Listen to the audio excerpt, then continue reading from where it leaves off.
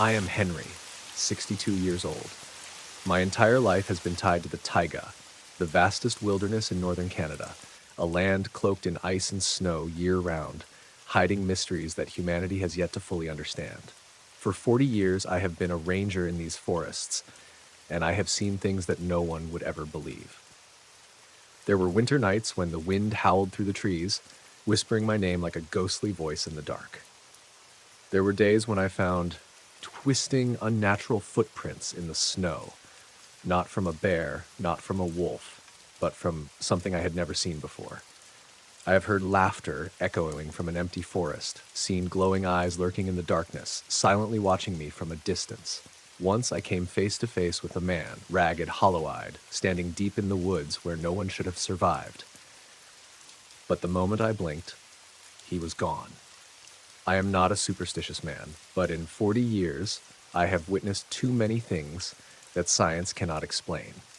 If you have the courage, join me through Rainy Diaries and listen to the untold stories of the taiga. But I must warn you, some things, once you know them, you will never be able to forget. Chapter 1: The Thawing Snow.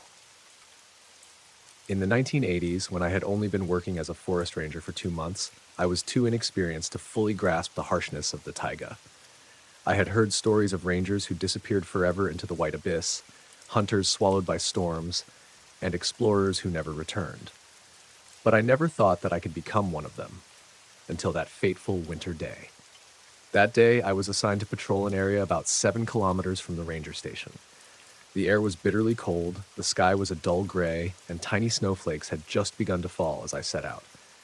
I carried a compass, a hunting knife, a small amount of food and water, and a handgun in case of wild animals. I believed that as long as I kept my direction and returned before dark, I would be safe. But I was too naive. About 3 hours after leaving the station, a blizzard struck without warning. At first, it was just strong winds lifting the snow into an eerie, swirling mist. But within minutes, the world around me turned into a blinding white void. Visibility dropped to less than 2 meters, and I could see nothing but the snow spiraling furiously before my eyes. I tried to follow my compass to return, but soon I realized something was wrong. The wind was so strong that I couldn't keep my bearings. I walked for a few hundred meters, but I felt as if I was moving in circles. Each step became heavier as the snow thickened and the cold crept into my flesh, making me shiver uncontrollably. I knew that if I continued wandering in the storm without a plan, I would die, but my body was already beginning to betray me. My fingers were losing sensation, my legs stiffened, and each breath grew heavier. I had heard about hypothermia.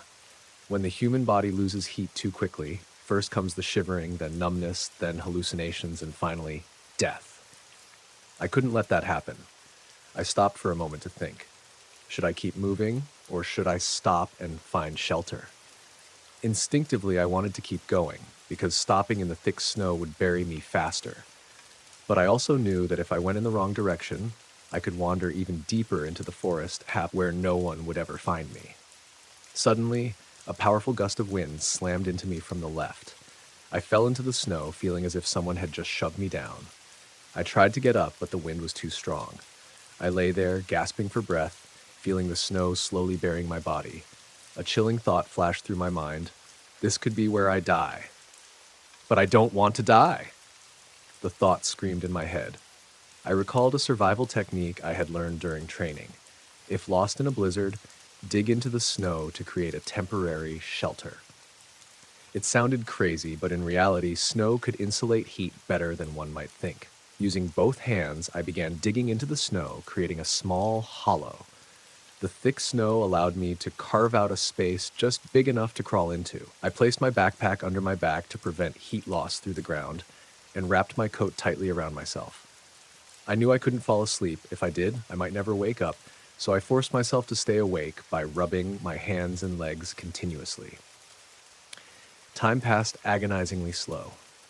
The wind still howled outside, but inside my snow hole, it became a distant murmur.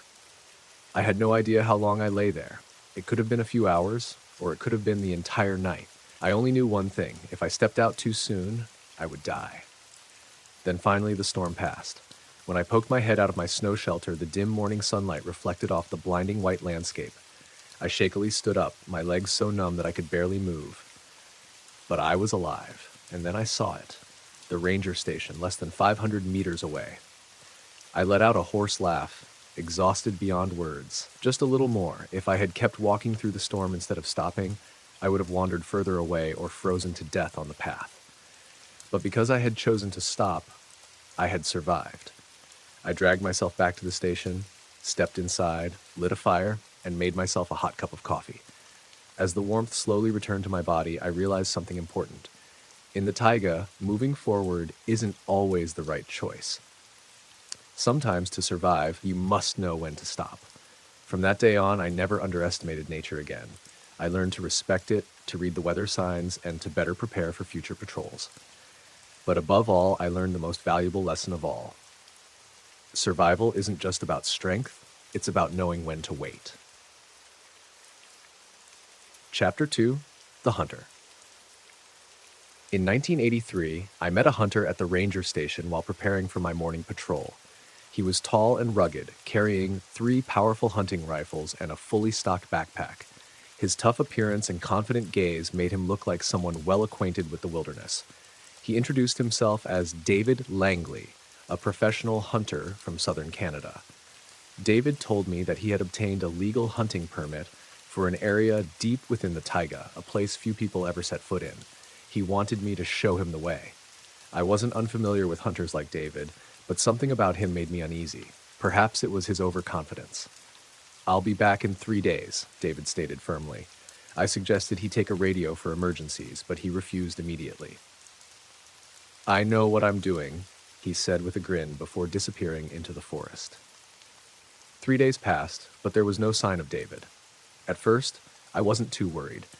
Hunters sometimes extended their trips if they found fresh tracks. But then a week went by, and David still hadn't returned. A growing sense of unease settled in my chest. On the 8th day, I set out with a rescue team to search for him. We followed the direction I had given him, heading deep into the snow-covered wilderness. At first, his footprints were visible, but they gradually faded as the snowfall thickened. The forest was eerily silent, with only the wind whispering through the barren trees. After 2 days of searching with no results, we stumbled upon an abandoned hunting site. There, we found David Langley's 3 rifles, all of them unloaded. They were neatly placed on the snow as if someone had deliberately left them there. But what was even stranger was that David's footprints ended abruptly in the middle of the clearing. No signs of a struggle, no blood, no animal tracks, just an expanse of untouched, eerily pristine snow. We expanded our search radius by several kilometers, but found no further traces of him. One of the rescue team members muttered, "How can someone vanish without leaving a single trace?" In the end, we were forced to give up. The local authorities investigated for months but found nothing. They concluded that David Langley had perished, possibly falling into a crevasse or being buried by a snowstorm. But I could never shake the image of his footprints disappearing into nothingness, as if he had never existed. Months later, another ranger named Greg discovered an old backpack buried beneath the snow, about 10 kilometers from the abandoned hunting site. Inside, he found a knife, some rotting food, and a notebook. Greg handed it to me, knowing I was the last person to see David. I flipped through the weathered pages, reaching the handwriting was frantic, almost desperate. "I can't leave. They won't let me go. They're watching me. If someone finds this, tell them I'm still alive." I clenched the notebook in my hands, my heart pounding. David had written these words after he had already disappeared. The notebook was quickly sent to the police, but they claimed there was no solid evidence to reopen the case. The investigation was closed. People eventually forgot about the missing hunter, but I didn't. 2 years later, while patrolling another area of the taiga, I saw a man standing in the forest about 20 meters away. He was thin, gaunt. His clothes tattered as if they hadn't been changed in years, but I recognized his face instantly. David Langley. I called his name, but he didn't answer. He just smiled, a strange, unsettling smile. Then he turned and walked into the forest. I ran after him, my heart pounding. I shouted, "David, wait! We were looking for you!" but after only a few steps, he vanished. I stopped, breathless, spinning around to search for any sign of him, but the snow stretched endlessly, undisturbed, without a single footprint, as if he had never been there at all. And that was when I realized this story wasn't over yet. I stood in the middle of the taiga, panting, my heart pounding wildly as I stared at the empty space where David Langley had just vanished. The snow lay undisturbed, no footprints, no trace that he had ever stood there. But I knew I wasn't imagining things. I had seen him. The wind howled through the trees, carrying a bitter, cutting cold. I scanned the surroundings, searching for any sign of movement, but there was nothing. Only the deathly silence of the taiga. No tracks, no sounds, nothing at all. I asked myself, had I just seen a ghost? But the answer didn't matter. What mattered was that David Langley hadn't died the way people thought. He had disappeared, but how? And why had he appeared here after 2 years? I returned to the ranger station with a heavy weight pressing on my shoulders. I knew no one would believe me if I told them, so I kept silent. But the image of David standing there, thin, hollow-eyed, with that strange, unsettling smile, haunted me all night. The next morning, I made a decision. I had to go back. I packed a camera, a notebook, and a gun, just in case I encountered a wild animal. I arrived at the exact spot where I had seen him the day before, but there was nothing, just the endless stretch of snow and bare trees. I examined every tree trunk, every rock, every minor disturbance in the snow, but there was nothing. I was about to give up when suddenly something caught my eye. About 3 meters ahead, beneath a layer of thick snow, something glinted in the dim light. I knelt down and brushed the snow aside. It was a wristwatch. My heart pounded. I picked it up, wiping away the ice that had formed on the glass. It was still ticking. I recognized the watch instantly. It belonged to David Langley. I rushed back to the station and checked the case files on David's disappearance from 2 years ago. I reread the reports, combing through every detail. Then I found something that made me pause. David had been wearing an expensive watch, but it had never been found at the hunting site where he had vanished. So why was it here, more than 20 kilometers away? Maybe someone had picked it up and dropped it here. But in this place, where almost no one ever passed through, that seemed unlikely. I took the watch to the local police station.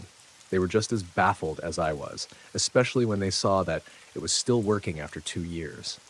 But just like before, there wasn't enough evidence to reopen the case. A watch proved nothing. I couldn't accept that. I decided to investigate on my own. The next day, I returned to the place where I had found the watch, this time going even deeper into the forest. I searched for any sign, any clue that might lead to something. And finally, I found it. An old cabin, nearly buried under the snow. It lay deep in the forest, in an area that wasn't even marked on the maps. A shiver crawled down my spine as I approached. The wind had blown the door open, and inside was nothing but decay and ruin. But on the table, there was something that made my blood run cold. A piece of paper. The handwriting, jagged and desperate, was identical to the notebook I had found 2 years ago. I can't go any further. I tried, but they keep pulling me back. If someone finds this paper, I am still alive. DL. I swallowed hard, a creeping sensation growing in my gut. I felt like someone was watching me. From the darkness, I left immediately. For days after, I couldn't sleep. I couldn't stop thinking about what I had seen. If David had been alive all this time, why hadn't he come back? Why had he appeared and then disappeared like that? I tried to contact his family, but they had already given up hope. They had accepted his death, even though no body had ever been found. But I couldn't. 3 months later, I received a letter. It was anonymous, sent directly to the ranger station. It contained only one sentence, written in a frantic, jagged scrawl. Stop searching. You don't want to know the truth. No signature, no clue as to who had sent it. At that moment, I realized something. I had gone too far. I never saw David Langley again, but every time I patrolled that area, I felt it. Someone was watching me. Maybe it was just my imagination, or maybe David never really left. Ash Chapter 3, The Man. I had met many strange people in the taiga, but none unsettled me as much as him. The locals called him the Hermit, a name that I thought was far too gentle for such a mysterious figure living alone in the depths of the wilderness. No one knew how long he had been there, nor did anyone know exactly who he was. Some said he had once been a doctor, a well-educated man who lost his mind after some terrible event. Others whispered that he wasn't normal, that he knew things no ordinary person should know. I didn't care about those stories. My job was to patrol the wilderness, ensure no one was illegally hunting or trespassing in restricted areas. He lived in the forest but never caused trouble, so I never had a reason to concern myself with him. Until one day, I received reports of disturbing things happening near his cabin. Hunters claimed to have heard whispers in the night, even when there was no wind. Some swore they had seen small figures moving around his cabin, but when they approached, there was nothing, just snow and silent trees. One man was so terrified that he abandoned his gun and fled the forest, convinced that someone had been watching him from inside the cabin, even though no one was there. I wasn't the kind of person to believe such stories easily. I decided to investigate myself. That morning, I left the ranger station and made my way through the freezing forest toward his cabin. It was a small wooden house, deep in a remote part of the taiga where few dared to go. I had passed by it before, but I had never had a reason to go inside. As I approached, I noticed something eerie. Absolute silence. No birds singing. No wind rustling through the trees. No sound at all, except for the crunch of my own footsteps on the snow. The old wooden door was slightly ajar. I hesitated for a moment, then pushed it open. Inside, the cabin was strangely neat. I had expected a man living alone in the wild for years to have a cluttered, messy space, but no. Everything was perfectly arranged, unnaturally organized. On the wooden shelves, small glass jars held strange liquids. Some were deep red, others dark blue, black, the best like ink. A wooden table stood in the center of the room. Atop it, a gleaming set of surgical knives and an old wooden box. I opened the box and immediately felt a chill crawl down my spine. Inside were human teeth. They were neatly arranged, perfectly lined up, as if carefully collected from many different people. Some were yellowed with age, while others looked fresh. My heartbeat quickened as I turned my gaze to the shelf beside me. There sat small dolls sewn together from animal skin, or something else. Some had eyes made of pebbles, others had no eyes at all, but all of them had their mouths stitched shut with black thread. I closed the box immediately, feeling a wave of nausea rising in my stomach, and then I heard a voice behind me. "You can stay here with me, if you'd like." I turned around. He was standing there, watching me, smiling. His smile was too wide, too calm, for such a disturbing scene. His eyes glowed faintly in the dim light. I forced myself to stay calm. "I just came to check if you were all right," I said, unable to hide the tension in my voice. "People have reported strange noises around here." He didn't answer right away. He simply stared at me, smiling. Then, after a long moment, he spoke softly. "I'm fine, but I think you shouldn't come back here again." The entire room seemed to grow colder. I nodded slowly, then turned toward the door. I did not run. I kept my pace steady, resisting the urge to show any fear. But as I stepped through the doorway, I heard him whisper one final sentence. "I'll remember you, Henry." I never returned to that cabin. I never spoke of what I had seen. I just wanted to forget it. But I couldn't. A year later, another ranger team was sent to inspect the area. They reported that the cabin was completely empty. No sign of the man. No box of teeth, no stitched dolls. Nothing. But there was one thing that sent a shiver down my spine. Hanging from the ceiling, suspended in the air, was a carved wooden statue. A figure of a man. And that man was me. I don't know where he went or why he carved that statue of me. But from that day forward, I always had the feeling that someone was watching me. Maybe he was just a madman, a lonely soul lost in the wilderness, or maybe he never really left. Chapter 4. The Voice. I never believed in ghost stories about the taiga. As a ranger, I had grown accustomed to the eerie silence of this place, the howling snowstorms, the distant cries of wolves echoing through the barren trees. I knew how to handle wild animals, survive the brutal cold, and endure weeks of isolation. But there was one thing I would never forget: the voice in the night. I first heard it during my third winter as a ranger. That night, I was on duty at a remote outpost, over 50 kilometers from the nearest settlement. The world around me was nothing but endless snow, blackened pine forests, and a sky so thick with clouds that no stars could be seen. I was drinking coffee, writing in my patrol log, when a sound drifted through the cold air. A voice. At first, I thought I was imagining it. Who could possibly be singing in the middle of a frozen wilderness? But when I turned off the lamp and listened more carefully, I knew it was real. The voice was soft, hauntingly clear. A woman's voice singing a slow, melodic tune, like an old lullaby from a forgotten time. I didn't recognize the language, but something about it sent a chill through me. It was beautiful, yet deeply unsettling. There was no logical explanation for why a woman would be out there in the dead of winter alone in the forest. A part of me told me to stay inside, but another part urged me to find out the truth.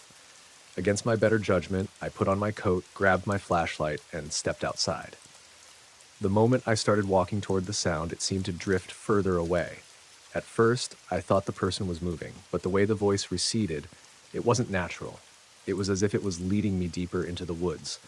The wind howled louder, snowflakes swirling chaotically around me. My flashlight cut through the darkness, revealing only twisted branches and towering pines. Everything felt surreal. I had no idea how far I had gone until I turned around and realized the outpost was gone. Snow was falling heavier now, erasing any trace of my footprints. I swung my flashlight in every direction, searching for a familiar landmark, but everything looked the same, just endless white and shadows. A cold panic settled in my chest. I checked my watch, past 1 a.m. I reached into my coat pocket for my compass, but the needle spun erratically, as if something was interfering with it. The wind picked up, carrying with it an icy chill that seeped into my bones. And then I heard it again, the singing. But this time it was right behind me.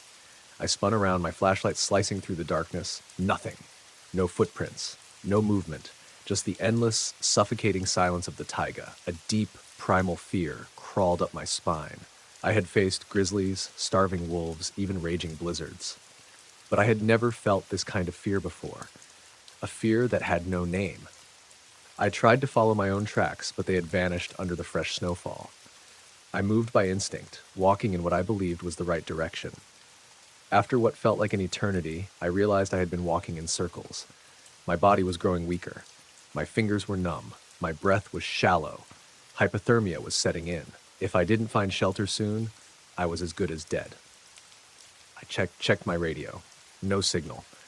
I shouted for help, but my voice was swallowed by the wind. I had no choice but to dig a shelter into the snow, a technique I had learned in survival training. I wrapped myself in my tarp, forcing my limbs to stay active, rubbing my hands and legs to keep from freezing. I knew that if I closed my eyes, even for a second, I might never wake up again. I don't know how long I lay there, but suddenly, through the roaring wind, I heard another sound, a whistle. Faint, but unmistakable. I forced my eyes open and saw beams of light cutting through the blizzard. Rescuers. I tried to move, but my body was too stiff from the cold. With the last of my strength, I let out a final, desperate scream before everything faded to black. When I woke up, I was inside a rescue tent, warmth from a crackling fire seeping back into my frozen body. Jack, one of my colleagues, sat beside me, his face filled with worry. "We found you in near-complete hypothermia," he said. "You were out there for over 5 hours. If we had been any later." He didn't finish the sentence, but I knew what he meant. I had been minutes away from death. The next day, I told Jack about the voice. He frowned, but he didn't laugh. "You're not the first to hear it," he said. Over the years, many rangers and hunters had heard the same thing. A woman's voice singing in the night. Some followed it and were found barely alive. Others were never found at all. No one knew where it came from or who was singing.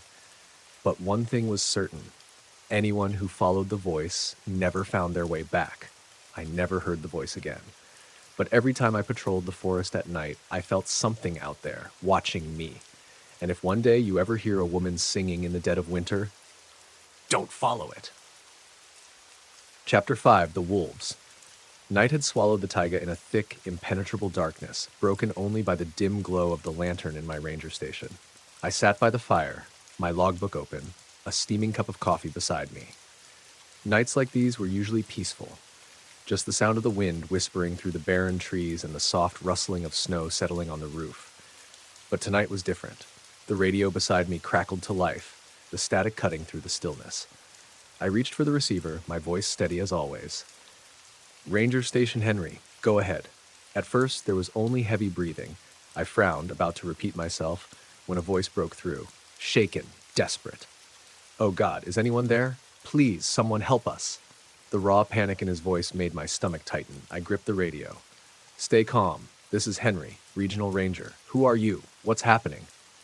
A brief silence, then the man spoke again, struggling to steady himself. I'm Mark Evans, a hunter. We're trapped. There are wolves. A whole pack. They won't leave. They're just standing there, watching us." A chill ran through me. Wolves didn't behave this way. They might attack if provoked, but surrounding a group of armed men and waiting, that was something else entirely. "Where are you, Mark?" "Near the frozen lake north of the hunting grounds, about 3 miles out." "Please, we're almost out of ammo."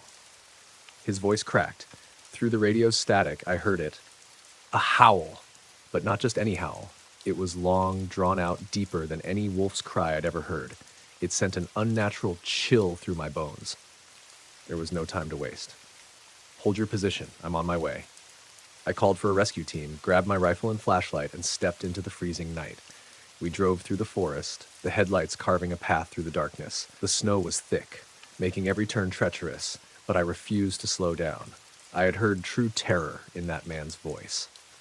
When we finally arrived at the location Mark had given, the sight that greeted us made my blood run cold. The hunting camp was destroyed, torn apart. The tents were shredded as if something had ripped through them with inhuman force. Wooden beams lay scattered in the snow, splintered beyond recognition. And then, blood. It stained the snow in thick, dark pools. I knelt, touching one of the stains. It was still warm. But there were no bodies, not a single trace of Mark or his hunting party, only the suffocating silence of the taiga. A member of the rescue team stepped closer, his voice uneasy. "Henry, you need to see this." I turned to where he was pointing. Tracks. Wolf tracks. Dozens of them, surrounding the camp in every direction. But what sent a sickening wave through me was something else, human footprints, mixed in with the wolves' tracks, leading away from the camp. But they weren't running from the wolves. They were running with them. I swallowed hard, my breath visible in the cold air. We searched for hours, calling names into the darkness, but there was nothing. No more footprints, no more blood, no sign of a struggle. It was as if the hunters had simply vanished. For 3 days, the search continued. The rescue teams combed through every ridge, every frozen ravine, every hidden cave, but there was nothing. No belongings, no remains, no sign that they had ever existed. But I knew they had. I had spoken to Mark. I had heard the sheer terror in his voice, and I had heard that unnatural howl before the radio cut out. Something had happened that night. A few days later, another ranger approached me with a strange look on his face. "Henry, I saw something in the woods." I frowned. "What do you mean?" He exhaled shakily, as if doubting his own words. "Last night, while patrolling the western perimeter, I saw a pack of wolves running through the trees. But, Henry, there was a man running with them." I stiffened. "A man?" He wasn't wearing a coat, no shoes, just running through the snow, keeping pace with them like he'd done it his whole life. And for a second, he looked at me. The ranger hesitated, shaking his head. His eyes, Henry, they were empty, hollow. There was nothing human left in them. A deep unease settled in my chest. I thought of the human tracks mixed with the wolves' prints. I thought of Mark Evans, the last man I had spoken to before his voice disappeared into static. I didn't know what had happened to them. I didn't know if they had followed the wolves out of fear or for some other reason beyond human understanding. But one thing was certain. They were never found. And from that night on, every time I heard a lone wolf howling in the distance, I couldn't shake the feeling that someone was listening. Chapter 6, The Beast. There are moments when death feels so close you can taste it in the air. The kind that doesn't come from the supernatural or from mysteries beyond understanding, but from nature itself. Raw, unforgiving, and more powerful than anything I have ever known. That day, I came face to face with death in the form of a colossal beast, and I knew that one wrong move would mean I would never get to tell this story. That winter was harsher than usual. The snow was thick, the temperatures brutal, cold enough to freeze a man solid in just a few hours without proper gear. I was on a routine patrol following the frozen remains of a dried-up creek. The taiga in winter is unsettlingly silent. No birds, no flowing water, just the howling wind and towering pines standing like silent sentinels under a sky the color of steel. I didn't realize I had wandered into the territory of a grizzly until I heard the low, rumbling growl behind me. My heart stopped. I turned slowly, and there it was. Less than 20 meters away, standing between the snow-laden trees, a massive grizzly bear loomed, its cold, unblinking eyes locked onto me. Its thick, grayish fur bristled in the wind, its enormous shoulders rising and falling with each slow breath. Its claws, long, curved, and sharp as knives, glistened in the dim light. I could see its teeth peeking from behind slightly parted lips. This wasn't the first time I'd seen a bear, but never before had I felt this kind of absolute danger. Running? Impossible. A grizzly can reach speeds of up to 60 kilometers per hour, faster than a horse over short distances. If I turned and ran, I would be dead before I took 10 steps. Shooting? Equally impossible. My rifle could take down a wolf, maybe even a deer. But against a 400-kilogram beast, a single bullet would do nothing but enrage it. I had heard stories of rangers who tried, and they never made it home. I had only one option: stay calm. I avoided direct eye contact. Locking eyes could be seen as a challenge. I didn't turn my back, that would make me prey. Instead, I took a deep, controlled breath and began moving backward, slowly. 4 steps, 5 steps, 6 steps. I had widened the distance to over 30 meters, but the bear was still watching me, judging me. Then, suddenly, it roared, a deep, guttural sound that seemed to shake the ground itself. My entire body tensed, but I didn't move. 1 second, 2 seconds, 3 seconds. It snapped its head forward, a final warning, then turned away and lumbered back into the trees. I didn't even dare breathe. I stood frozen in place for another full minute, watching until the last traces of the beast disappeared into the forest. Only then did I let out a slow, shaking breath, feeling like I had been granted a second life. I wasted no time making my way back to the station, marking the area carefully on my map. That was its territory. I needed to warn the others. That night, as I recounted the experience to Jack, a veteran ranger, he listened quietly, his expression unreadable. "You were lucky, Henry," he said finally. "Not every bear lets you walk away like that." I hesitated before asking, "Has anyone seen that bear before?" Jack was silent for a long moment. Then, in a quiet voice, he said, "One man did." I frowned. "Who?" "A hunter," Jack replied, his voice grim. "Last year, he went out alone in that area and never came back." I thought back to the way the bear had looked at me. It wasn't just the gaze of a wild animal. There was something else there, something intelligent, like it had seen men before and remembered. I don't know what happened to that hunter, but I know one thing for certain: I will never step into that bear's territory again. Chapter 7. That winter, the taiga was buried under thick snow, the wind howling through the bare branches, carrying a cold that cut to the bone. I had lived at the ranger station for years, accustomed to the eerie silence of the forest at night. But there was one thing I had never experienced before: the sound of knocking at. The first time I thought it was just the wind. I was at my desk, logging the day's patrol report, when a soft knocking echoed through the wooden door. 3 slow, deliberate taps. I froze, listening. Knock, knock, knock! Frowning, I put down my pen and turned toward the door. Who could possibly be here at this hour? The station was over 50 kilometers from the nearest town, and in the dead of winter, no one would be insane enough to wander outside at this time of night. I glanced at the wall clock, 2:33 a.m. "Who's there?" I called out. Only the wind answered, whistling coldly through the cracks in the doorframe. Slowly, I stood up, grabbed the hunting rifle from my desk, and stepped toward the door. I pulled it open. Nothing. Just the endless white snow, the skeletal trees trembling in the wind, and the infinite darkness of the taiga beyond.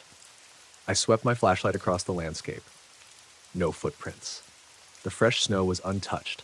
I stood there for a moment, a chill creeping down my spine. I looked around one last time before muttering, "Must have been the wind." I locked the door and returned to my desk. But the unease never left me. Then the next night it happened again. Knock, knock, knock. I sat up straight, my pulse pounding. 2:33 a.m. This time I took my handgun and approached the door, but instead of opening it immediately, I called out, "Who's there? This is a ranger station. Do you need assistance?" No answer. 1 second. 2 seconds. 3 seconds. Knock, knock, knock. Gritting my teeth, I yanked the door open, but again, nothing. The snow was undisturbed, no signs of movement, no footprints, no one. I stood in the doorway, staring into the empty landscape, my breath fogged in the freezing air. I muttered under my breath, "What the hell is going on?" On the third night, I decided not to open the door. Instead, I sat in the corner of the room, gripping my gun, eyes fixed on the wooden door. When 2:33 a.m. arrived, the knocking returned. Knock, knock, knock. I held my breath. Something felt wrong. "If this is a joke, it's not funny." I called out. Silence. No response. After 5 nights of the same eerie knocking, I set up a camera outside the station aimed directly at the front door. If someone or something was out there, I would finally have proof. That night, for the first time, there was no knocking. The silence was unnerving, as if something had changed. A deep, unnatural stillness settled over the forest. I convinced myself it had been my imagination all along. Then morning came. I checked the footage. At 2:33 a.m., the camera captured something standing just outside the station. Not knocking, just standing there, facing the window. A tall, shadowed figure staring inside. I rewound the footage to the moment I had stepped outside to check. The figure was still there, right outside the window, staring at me. But I hadn't seen it. A wave of cold dread washed over me. I packed my things and left that station immediately. I never reported it to my superiors. I simply claimed I wasn't feeling well and requested a transfer to another patrol area.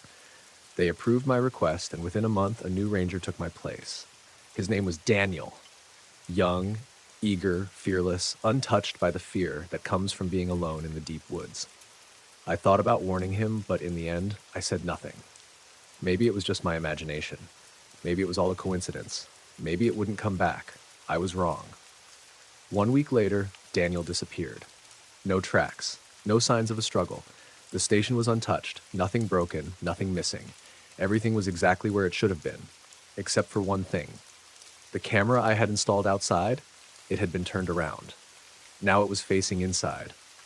I never returned to that station, but sometimes on cold winter nights when I'm alone at another outpost, I still hear it. Knock, knock, knock, knock. And I wonder, if I open the door again, will it still be standing there, staring back at me?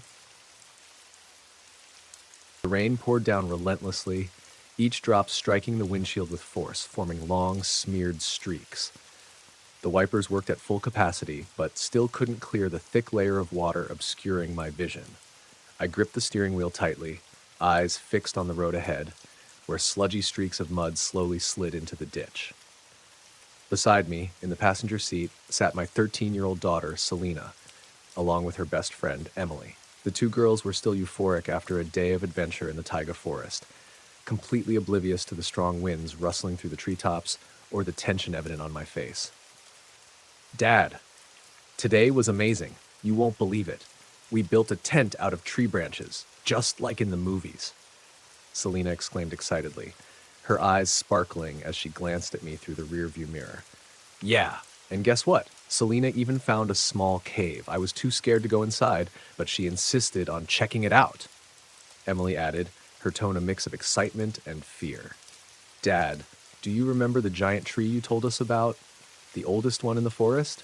We actually touched it today. Its bark was rough but felt so cool," Selena continued, completely unaware that I was struggling to focus on the treacherous road ahead.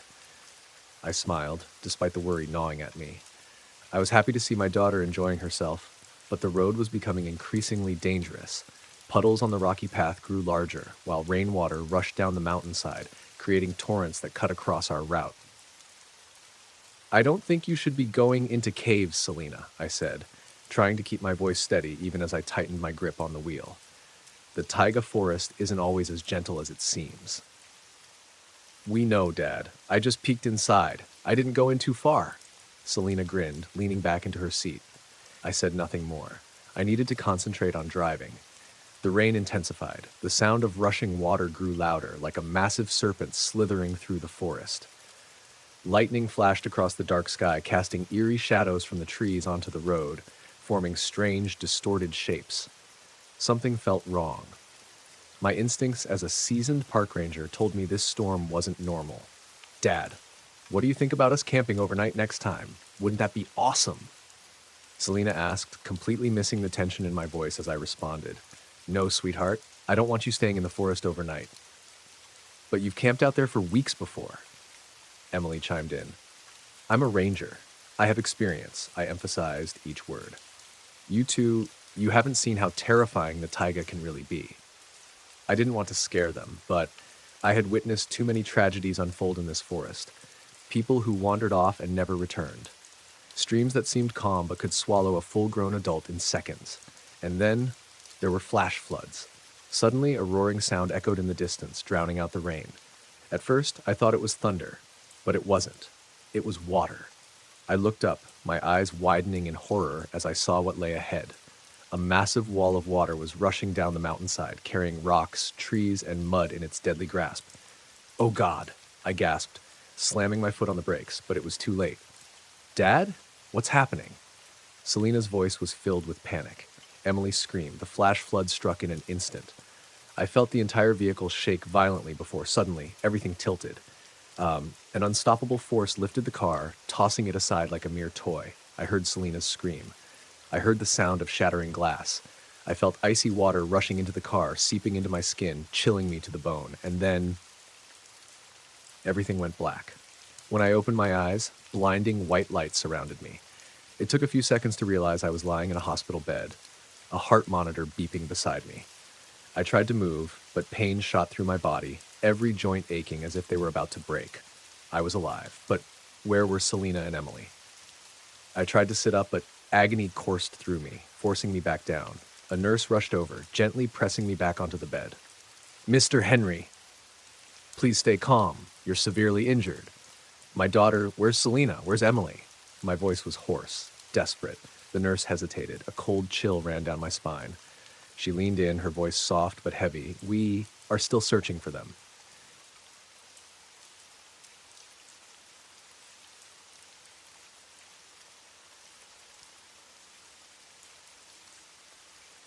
The pain searing through my body was nothing compared to the terror swelling inside me. Selena and Emily were missing. I tried to sit up, but agony tore through my chest and on me collapsing and collapsing back into the bed.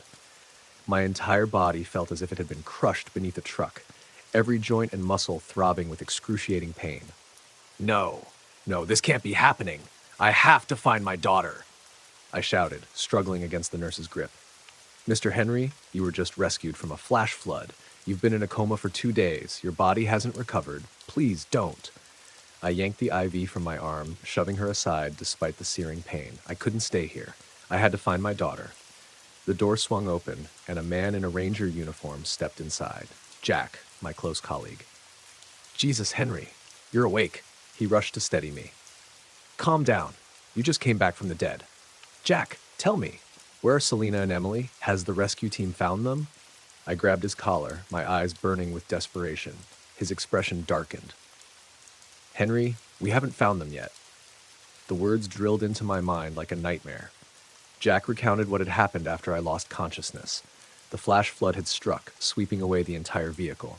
When the rescue team arrived, they found me trapped between the rocks, unconscious, battered, barely alive. But Selena and Emily weren't there. The car door had been flung open. Tiny footprints led into the forest. The rescue team had searched for 2 days, no further traces, no signs. Henry, we're not giving up. Jack placed a firm hand on my shoulder.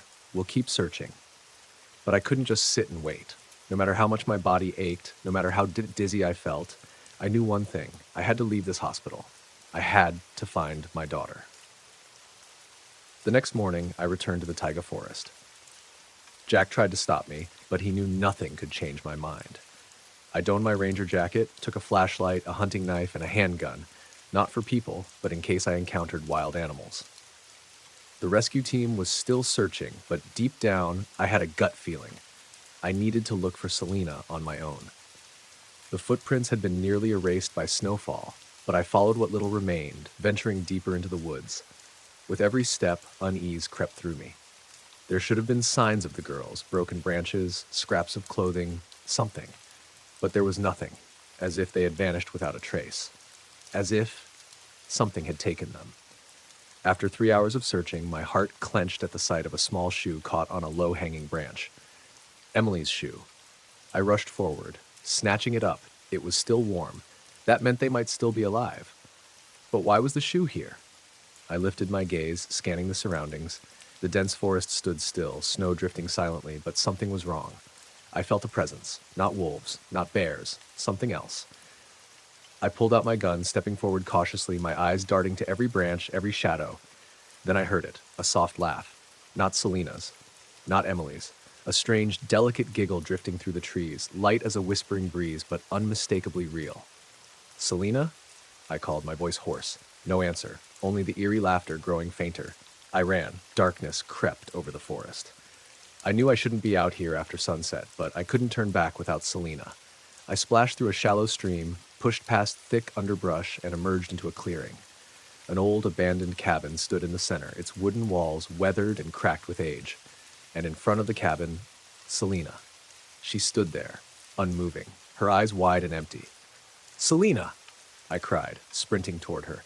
Before I could reach her, she stepped backward, and the cabin door creaked open. Inside, nothing but darkness, a cold, suffocating void, and I felt it. Something or someone was watching me from the shadows. I stood frozen before the decrepit cabin deep in the forest, my eyes locked onto Selena. She stood at the doorway, her wide, hollow eyes devoid of emotion. She didn't react when I called her name.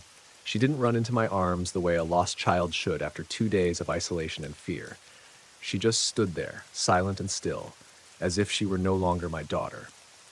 The cabin door was slightly ajar, revealing a thick, impenetrable darkness beyond its threshold. Even the beam of my flashlight couldn't pierce through it. My heart pounded violently in my chest.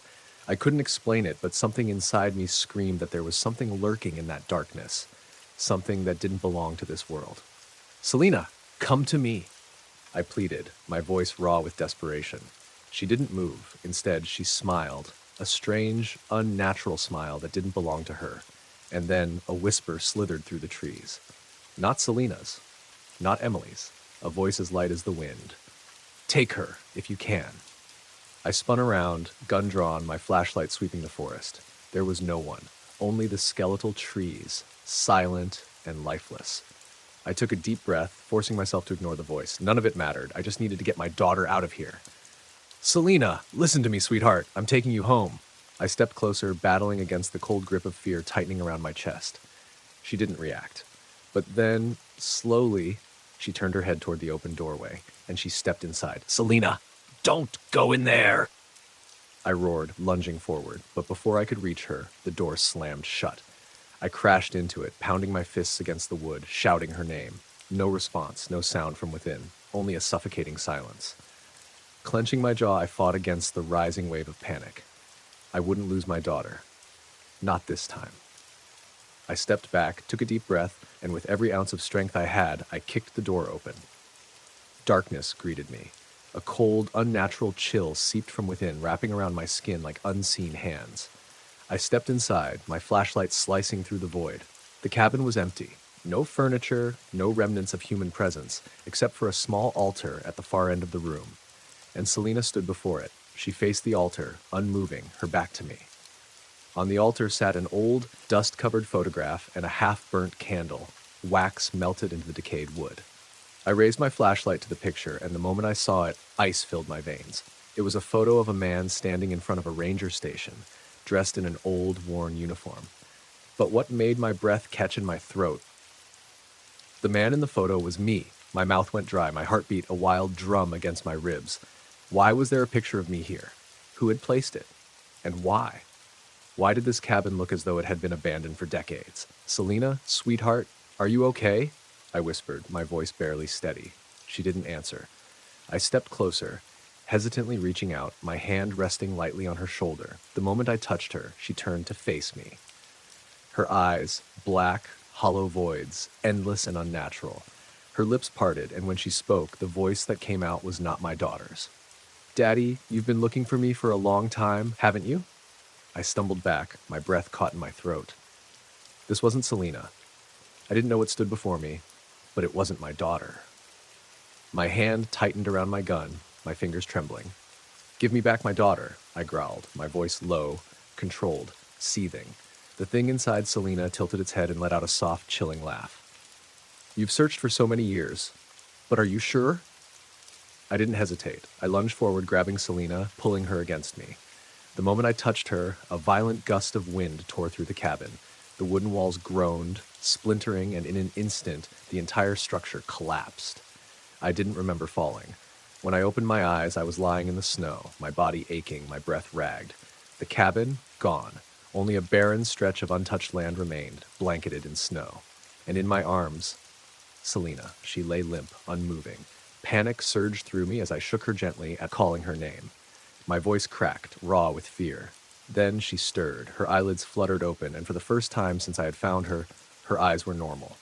Terrified. Confused. Alive. "Daddy, what happened?" she whispered. Tears burned hot against my frozen cheeks as I pulled her into my arms. I had no answers. I only knew one thing. We had to leave. Now. Lifting her into my arms, I turned away from the clearing, forcing my legs to move step by step back towards safety. And just as the wind howled through the trees one last time, I heard it. A whisper. Faint. Cold. "See you soon, Henry." Selena clung to me as I carried her away from that cursed clearing. Her breath was warm against my neck, her heartbeat faint but steady. Snow crunched beneath my boots as I pushed forward, my entire body screaming in protest. But I didn't stop. I couldn't. When we were far enough from where the cabin had once stood, I set her down gently. She was trembling, her face pale, eyes wide with something beyond fear, something deeper, something broken. I knelt before her, brushing strands of hair from her face. "Sweetheart, you're safe now. We're leaving this place, okay?" But instead of nodding, Selena grabbed my wrist with surprising strength. "Emily," she whispered, voice barely audible. My stomach twisted. "What about Emily?" I asked, though I already knew I wouldn't like the answer. Selena's lips trembled. "She's still out there, Dad. I saw her before I went inside." My breath caught. "Where?" Selena turned her gaze toward the deeper parts of the forest, beyond where the snow thickened, where the trees stood like silent sentinels watching over the forgotten. "She's waiting," she whispered. "But she's not alone." A chill ran through me, colder than the wind cutting through the trees. I exhaled slowly, steadying myself. "Selena, listen to me. You stay right here. I'll go find her and bring her back, just like I did with you." "No." She gripped my jacket, shaking her head furiously. "You don't understand. They want you to come." I stiffened. "They?" Selena's breath hitched. "The voices, the ones in the dark, they told me to bring you." A heavy silence stretched between us, thick with the weight of something neither of us could name. Every instinct in my body screamed at me to take Selena and run. But I had made a promise to Emily's parents, and I knew, in the pit of my soul, that if I left now, I would never stop seeing her face in my nightmares. I gripped Selena's shoulders. "Listen to me. No matter what happens, you stay right here. If I don't come back..." "Don't say that." Tears welled up in her eyes. "Selena," I said firmly, "if I don't come back, you run. As fast as you can. Don't look back. Find Jack. Do you understand?" She shook her head, but I didn't give her a choice. I placed my flashlight in her hands and rose to my feet, turning toward the blackened woods. Then, with a deep breath, I stepped into the dark. The trees thickened the deeper I went, their branches curling like skeletal fingers against the starless sky. The snow became thinner here, patches of dead earth peeking through like something had been moving through it, pacing in circles, waiting. Then I saw it. A figure standing perfectly still between the trees. Emily. Her back was to me, her long hair damp and tangled, her small frame shivering against the cold. "Emily?" I called softly. She didn't turn. I stepped closer. "Emily, it's me. I'm here to take you home." Still no response. My fingers twitched toward my gun as unease crawled up my spine. Then, ever so slowly, she turned. Her face was pale, lips slightly parted, but it was her eyes that froze me in place. They weren't Emily's eyes, they were black, endless voids, just like Selena's had been. A voice, not hers, slithered through the trees. You shouldn't have come, Henry. My pulse pounded in my ears. The shadows around Emily shifted like something was wearing her. Something inside her. Something that wasn't meant to be here. I took a step back, raising my gun. Let her go. The thing inside Emily smiled. You were always meant to return. The ground beneath me shuddered. The trees groaned, their branches twisting unnaturally. I could hear the whispers now, hundreds of them curling around me, bent wrapping around my limbs like invisible chains. I fired a shot into the air. Let her go! For the briefest moment, Emily's expression changed.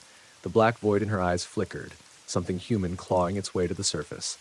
I lunged forward, grabbing her wrist, yanking her toward me. A scream erupted through the forest, inhuman, furious, ancient. The shadows recoiled, and I didn't hesitate. I threw Emily over my shoulder and ran. The whispers turned to howls, the wind rising in a violent frenzy, chasing after me. I ran, my legs burning, my lungs searing. The trees blurred past me, the snow stinging my skin like tiny needles. And then I saw it. The clearing. Selena. She was still there, flashlight in hand, sobbing. Dad, she screamed. I burst through the trees, nearly collapsing as I reached her. Run, I shouted. She didn't hesitate. The three of us sprinted through the snow, the wind roaring behind us, a presence clawing at our heels, unseen but everywhere. Then suddenly, silence. We stumbled to a stop. The air was still. The whispers were gone. I turned. The forest behind us was empty. The trees stood motionless. Nothing moved. Whatever they were, they had let us go. I fell to my knees, gasping for breath. Emily was shaking violently, her eyes squeezed shut, but she was herself again. Selena collapsed into my arms, sobbing into my chest. It's over, I whispered, though I wasn't sure I believed it. I looked back one last time, and in the distance where the shadows had retreated, where the darkness still lingered between the trees, a figure stood. Not Emily, not Selena. Something else. Watching, waiting, and smiling. I turned away, holding my daughter and Emily close. I led them out of the taiga. We never spoke of what happened in that forest, but I knew, deep down, it was never truly over. Thank you for following Henry's chilling journey through the taiga forest. The mysteries remain, the shadows haven't completely faded, but perhaps not every question needs an answer. If you love eerie tales and unsolved mysteries, don't forget to like, subscribe, and turn on notifications so you never miss a story from Rainy Diaries. See you in the next video, if you're brave enough to listen. Sweet dreams, if you can.